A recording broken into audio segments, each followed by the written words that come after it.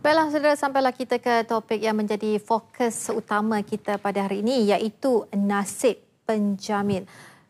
Penjamin pinjaman sering menjadi mangsa apabila peminjam gagal membuat bayaran balik kepada institusi keuangan dan hasrat murni untuk membantu rakan atau keluarga terdekat mendapatkan pinjaman bank akhirnya menjerumuskan mereka ke kancah hutang. Dan apabila terpaksa menanggung pinjaman itu, ini kerana ada antara mereka yang tidak memahami tanggungjawab dan syarat menjadi seorang penjamin. Kita ikuti kisah ini.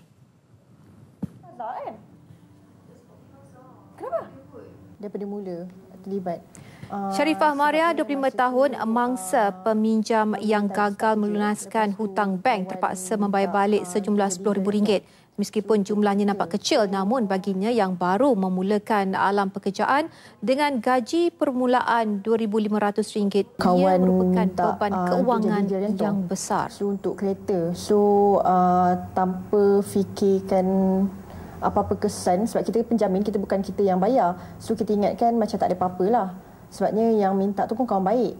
So, arrangekan dokumen semua.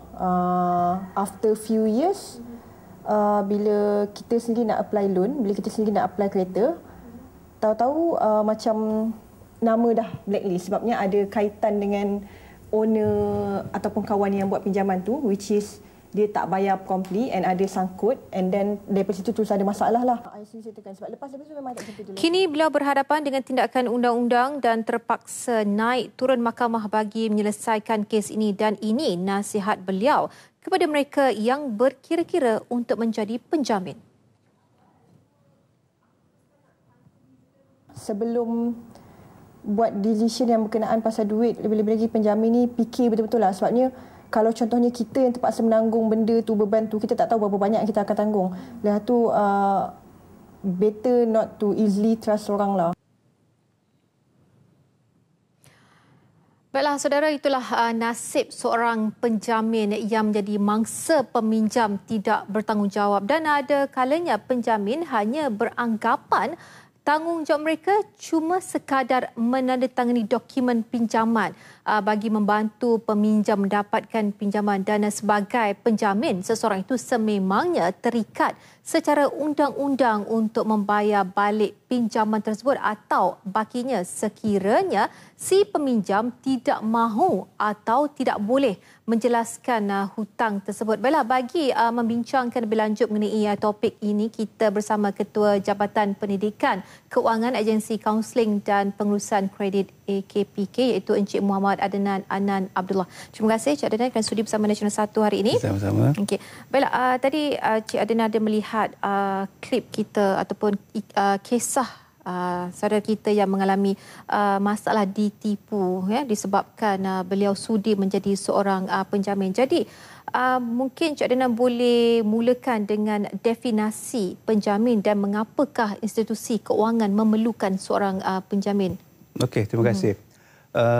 Dekat sini ada dua istilah. Satu penjamin, satu jaminan. Okey, jaminan ini adalah satu kontrak sah, okey, dari segi undang-undang, di mana orang yang bersetuju menjadi penjamin, dia orang kata apa, diikat oleh pihak institusi kewangan yang memberi pinjaman tu untuk membayar balik hutang si peminjam sekiranya si peminjam enggan bayar atau gagal bayar. Jadi jaminan yang kata individu dipanggil penjamin. Jadi kita kalau kita nak jadi penjamin, kita kena fikir masak-masak lah. Sebab dia punya liability itu adalah tinggi. Adakah kita dan sanggup membayar? Tiada unsur paksa untuk jadi penjamin. Maknanya dia baca dokumen, dia kena turun tanda tangan di hadapan saksi. Sebab sekarang ni kalau kita lihat, kita orang kata apa, minta tolong kawan. Kesiankan kawan kerana tak dapat meminjam. Jadi mungkin penjamin ini sudi memberi kata apa, menurunkan tanda tangan mereka sebab semata-mata ingin menolong kawan tersebut. Jadi bagaimanakah sebenarnya proses jaminan ini berlaku daripada saat penjamin itu menandatangani dokumen tersebut? Biasanya pihak bank atau pihak institusi kewangan sebelum mengenal pasti penjamin, mereka akan membuat penilaian sendiri. Dia orang kena cek sama ada penjamin itu layak tak. sama ada dia berkeupayaan tidak, atau dia cukup umur 18 tahun, waras, bukan bankrupt. Jadi dia ada kriteria-kriteria yang dia sendiri itu. Selepas dia dah setuju, maknanya pihak institusi kewangan nak berkeputusan sama ada dia nak terima si penjamin atau tidak. Jadi at the same time, pihak institusi akan tanya kepada pihak penjamin tu yang inilah you punya kedudukan, jumlah pinjaman ini. Jadi kalau you setuju, you sign depan saksi. Jadi itu sebab kalau kita pergi court atau mahkamah, dia kata kita tak boleh dah cakap I tak tahulah, I kena tipu lah. Dia kata ini tanda tangan siapa ni? Ini I punya. Ada unsur paksa tak? Ada, I sign. Jadi itulah kita selalu pesan kepada orang dekat luar tu, berhati-hatilah. Okey, bila nak jadi penjamin sebab risikonya besar. Okey. Jadi mungkin dengan hari ini temu bual saya dengan Cik Denan, ada di luar sana yang mungkin tersedar bahawa tidak senang ingin menjadi seorang penjamin, dan sekiranya ada mereka yang sudah bersetuju menjadi penjamin, adakah mereka ini boleh menarik diri dari untuk menjadi penjamin? Maknanya dibatalkan terus untuk jadi penjamin walaupun dokumen itu sudah ditandatangani? Jawapannya ya dan tidak. Tapi kalau kita katakan kita jadi penjamin, tiba-tiba kita rasa kita keadaan dah tergugat, lepas tu kita beritahu bank kita nak tarik itu, tak sesenang itulah. Pihak bank kata kalau you nak tarik diri, boleh tak you ganti penjamin lain. Okey. Tapi dalam kes-kes yang biasa yang kita dengar, kita boleh menarik diri daripada jadi penjamin pertama sekali atas persetujuan pihak institusi kewangan dan tanpa syarat. Okey. Mungkin dikata pinjaman tu dah habis bayar. Okey, apa lagi? Mungkin kalau si penjamin meninggal dunia. Okey, tapi jaminan itulah jaminan bersama. Maknanya dia ada lebih daripada seorang penjamin. Maknanya kita berdua ni jadi penjamin. Okey, katakanlah seorang meninggal. Jadi jaminan tu akan pergi kepada orang yang tinggal. Itu jaminan bersama. Kalau jaminan dia bersendirian dan bersama dan bersendirian, maknanya walaupun salah seorang daripada penjamin itu meninggal dunia, pihak bank atau pihak institusi boleh tuntut kepada harta pusaka dia. Inilah risiko. Ini semua dah stipulated dalam agreement tu, dalam kontrak tu. Jadi kita rasa sedih lah, ramai orang tertipu. Bukan tak dia turun tanda tangan tapi tak nak baca. Dalam hak sebagai penjamin, kita boleh ambil dokumen tu, kita boleh bagi kepada orang lain untuk sah. Contohnya guaman bebas kita atau kita punya family lawyers ke apa, suruh dia kata, dan dia orang akan tu. Kalau rasa benda tu terlalu berat nak pikul, then you just say no lah. Daripada dalam institusi keuangan itu sendiri, siapakah yang sebenarnya layak untuk menjadi seorang penjamin? Sebab melalui pengalaman saya sendiri, melalui kawan saya punya pengalaman, saya dinyatakan bahawa ada setengah bank hanya menerima penjamin dari kalangan keluarga mereka, dan ada di institusi keuangan lain tidak kisah sama ada kawan ataupun sebagainya. Jadi sebenarnya siapakah yang paling layak menjadi seorang penjamin? Actually keperluan untuk jadi penjamin ditentukan oleh pihak institusi kewangan.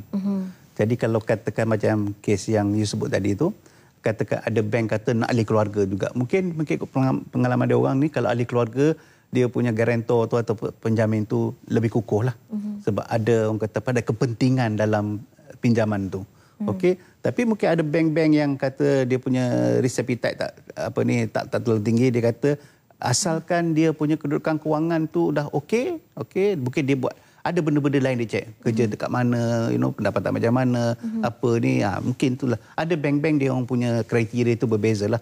Tapi pokok pangkal lah, kalau perlukan penjamin, itulah. Dia akan ikat lah. Dia akan ikat. Baiklah, Cik Denan, soalan saya, jika peminjam yang dijamin itu tidak membayar hutangnya, adakah penjamin itu akan muflis ataupun diisytiharkan muflis ataupun bagaimana? Sama juga macam peruntukan undang-undang untuk si peminjam. Jika jumlah baki hutang tidak berbayar atau tunggakan itu melebihi 30,000, dan pihak institusi kewangan itu boleh mengambil tindakan untuk petition ke muflisan itulah, atau bankruptcy lah. Jadi itulah Mungkin tiada cara lain yang mungkin penjamin itu boleh mengemukakan dokumen-dokumen yang menyatakan bahawa kenapa dia tidak mampu untuk membayar baki pinjaman yang dibuat oleh peminjam tersebut untuk mengelakkan penjamin itu diisytiharkan sebagai muflis. Okey, itu sebab kita macam saya sebut tadi, kita kena faham kedudukan kita sebelum nak turunkan tanda tangan jadi penjamin tu. Jadi kita kadang-kadang sedih jugalah orang Malaysia ni bila turun tanda tangan sebagai penjamin tu, dia tak tahu dia sebagai penjamin ke, sebagai peminjam ke, atau even sebagai saksi. Jadi kalau katakan ada kes yang tertipu, mungkin saya pun percaya jugalah. Mungkin ada yang terdesak. Okey, katakan dia kata back to back lah. Mungkin saya pinjam, you jadi penjamin, you pinjam I jadi penjamin. I bayar cantik tapi you tak bayar cantik, you lari pula. Ada yang ambil kesempatan untuk menipu orang lain. Jadi benda-benda ni tu.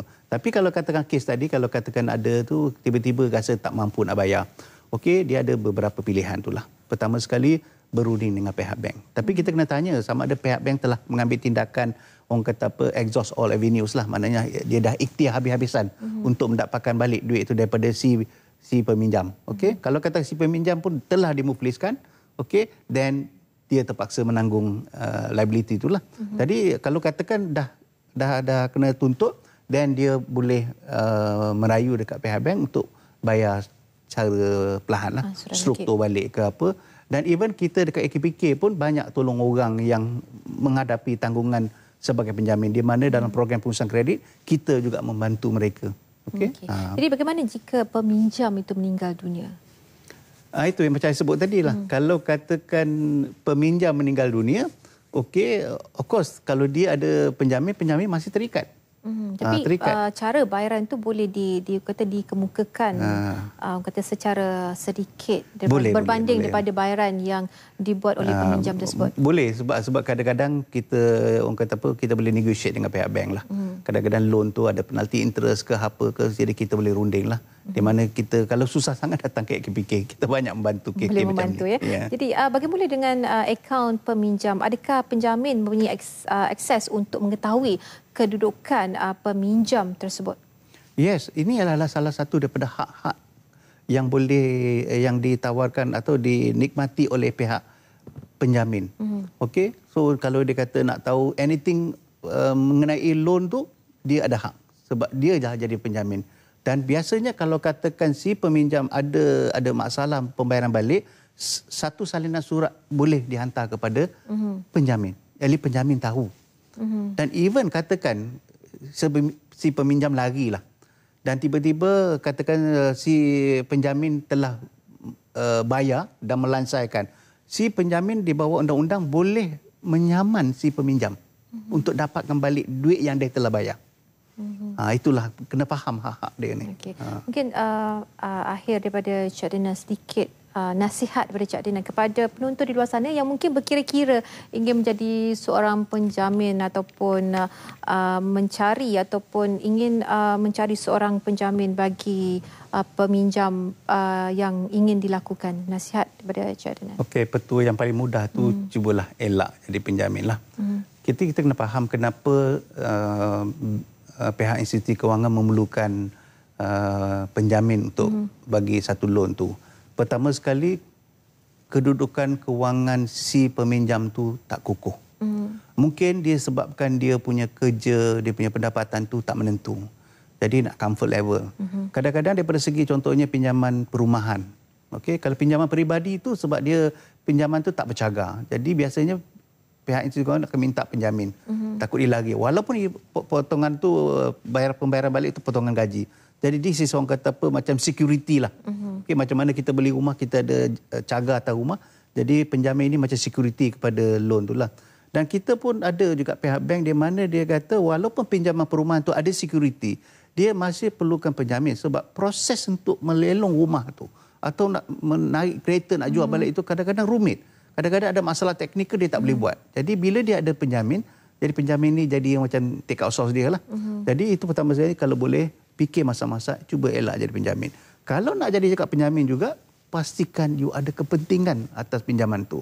Kepentingan dari segi kewangan atau orang kata kepentingan dari segi moral. Contohnya anak kita nak belajar, kita nak jadi penjamin kepada itu.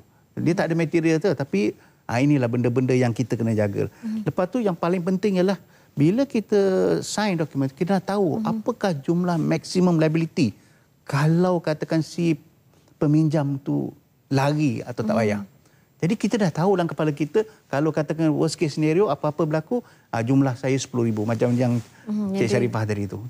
Itu. Okey, baiklah, terima kasih Cadanan, iaitu Ketua Jabatan Pendidikan Kewangan Agensi Kaunseling dan Perusahaan Kredit AKPK. Terima kasih sekali lagi bersama Nasional 1.